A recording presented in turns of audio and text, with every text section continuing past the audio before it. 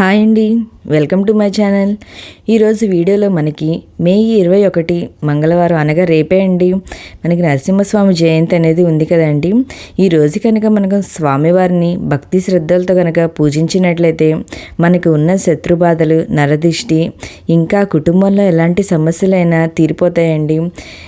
ఇంకా మనకి ఉన్న ఆర్థిక ఇబ్బందులు, అప్పులు ఉన్న, రుణ బాధలు ఉన్న, ఆరోగ్య సమస్యలు ఉన్న ఇవన్నీ తీరిపోతాయండి. ఇంక ఇంట్లో ఎలాంటి నెగిటివ్ ఎనర్జీ ఉన్నా కానీ అదైతే బయటికి వెళ్ళిపోతుందండి. అంత శక్తివంతమైన స్వామివారి నరసింహస్వామివారు భక్తులను కాపాడడానికి అవతరించిన స్వామివారు నరసింహస్వామివారండి. ఈరోజు కనుక స్వామివారిని పూజించినట్లయితే ఎన్నో మంచి ఫలితాలు కలుగుతాయండి. అయితే ఈరోజు పూజ ఎలా చేసుకోవాలి, నైవేద్యం ఏం పెట్టాలి, పూజ ఎవరు చేయాలి, నరసింహస్వామి వారిని ఫోటో లేకపోతే ఏ ఫోటో పెట్టుకొని పూజ అయితే చేసుకోవాలనే పూర్తి విషయాలు నేను ఈ వీడియోలో తెలియజేస్తాను అండి. ఈ పూజ అనేది మనం పూజా మందిరంలో చేసుకోవచ్చు, లేదా సపరేట్ పీఠమైనా పెట్టుకొని చేసుకోవచ్చు అండి. చాలామంది నరసింహస్వామి వారి ఫోటోని అయితే పెట్టుకోరండి ఇంట్లో. ఎందుకంటే ఆయన ఉగ్రస్వరూపుడు అని ఇంట్లో ఆయన ఫోటో అయితే ఉంచుకోరండి. ఒకవేళ ఫోటో లేకపోతే మనం విష్ణుమూర్తి అవతారాలలో మనం ఏ అవతారమైనా పెట్టుకొని మనం పూజ అయితే చేసుకోవచ్చండి. ఎందుకంటే నరసింహస్వామి వారు విష్ణుమూర్తి అవతారాల్లో 4వ అవతారమే నరసింహస్వామి అవతారం. మన నరసింహస్వామి అవతారం నరసింహస్వామి పక్కన లక్ష్మీ అమ్మవారు ఉన్న ఫోటోని అయితే పెట్టుకొని పూజ అయితే చేసుకోవచ్చండి.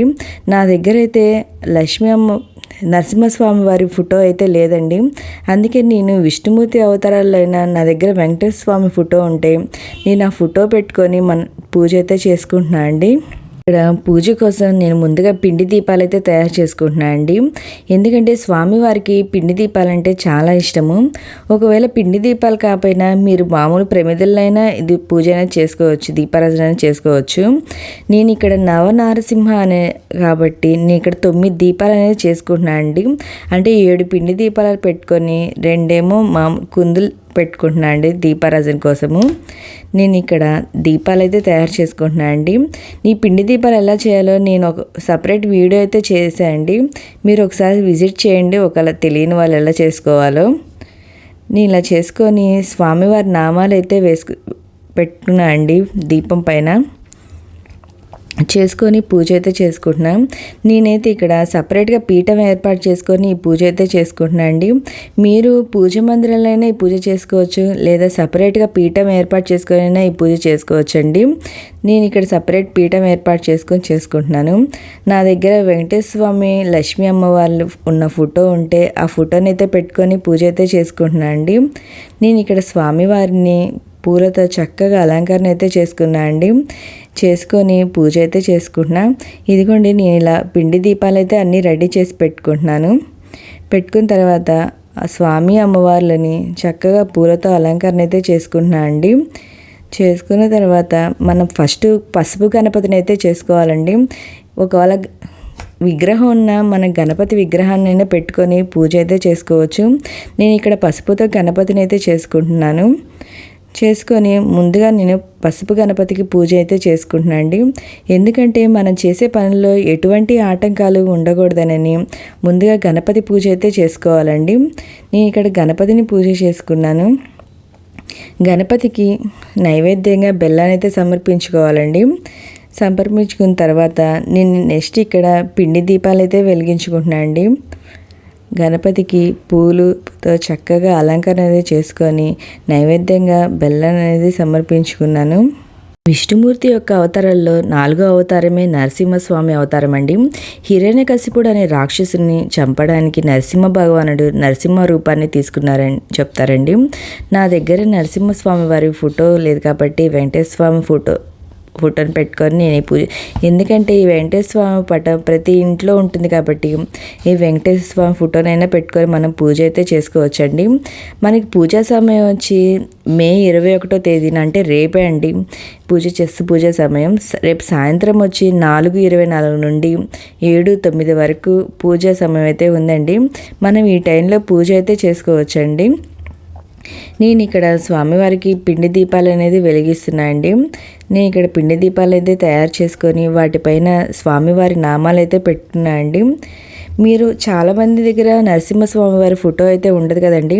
మీరు పిండితోనే మన నరసింహస్వామి వారిని అది రౌండ్గా చేసుకొని వాటిపైన స్వామివారి నామాలు అనేది వేసుకొని పూజ అయితే చేసుకోవచ్చండి.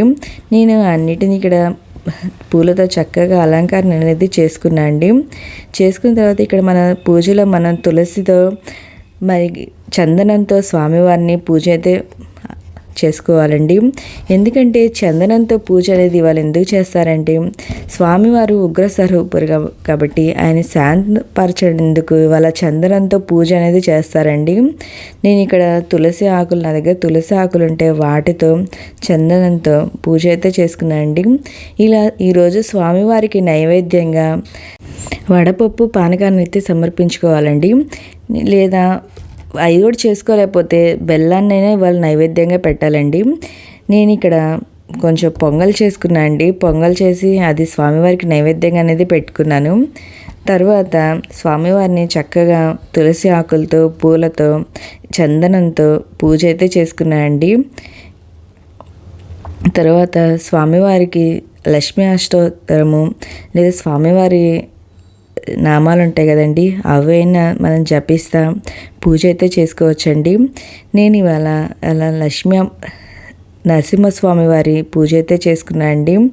మన స్వామివారిని తలుచుకుంటా పూజ అయితే నేను కంప్లీట్ చేశానండి. నరసింహవారు ఎంతో శక్తివంతమైన స్వామి అండి. ప్రతి ఒక్కరూ ఈ నరసింహ జయంతి రోజున తప్పకుండా పూజ అయితే చేసుకోండి. మన ఇంట్లో ఉన్న అన్ని సమస్యలు అనేది తీరిపోతాయండి. మనకు ఉన్న ఆర్థిక సమస్యలు, ఆరోగ్య సమస్యలు, మన ఇంట్లో ఏమైనా నెగిటివ్ ఎనర్జీ ఉన్నా అవి కూడా అన్నీ తొలగిపోతాయండి. అందరూ ఆరోగ్యంగా ఆనందంగా ఉంటామండి.